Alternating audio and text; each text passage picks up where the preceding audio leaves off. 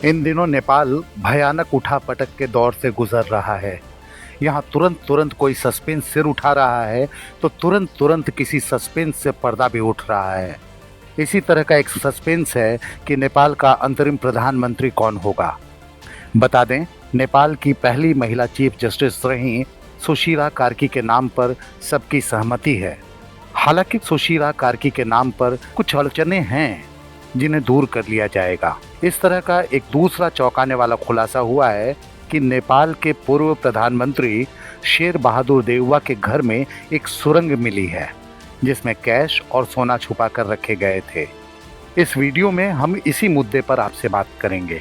आपको ध्यान होगा कि काठमांडू में नेपाल के पूर्व प्रधानमंत्री शेर बहादुर देउवा का जो घर है वह जेन जी के उग्र आंदोलन का शिकार हुआ था। घर में आग लगा दी गई थी और देउवा और उनकी पत्नी पर हमला भी किया गया था।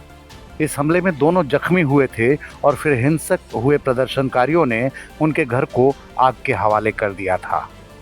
बाद में जब इस आग पर काबू पा लिया गया तो देउवा के 4 कमरों से जले हुए नोट मिले।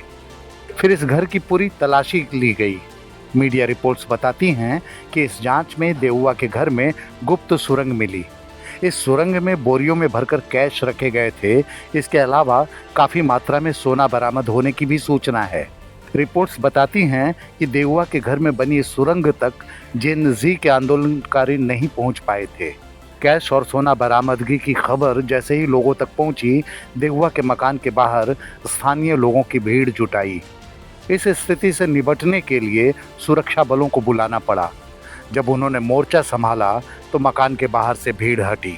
बता दें कि नेपाल में इस वक्त राजनीतिक अस्थिरता का माहौल है। जेन जी के हिंसक आंदोलन के बाद जो उथल पुथल मची उसमें नेपाल के तत्कालीन प्रधानमंत्री केपी शर्मा ओली को इस्तीफा देना पड़ा और गुपचुप ढंग से भागना भी पड़ा।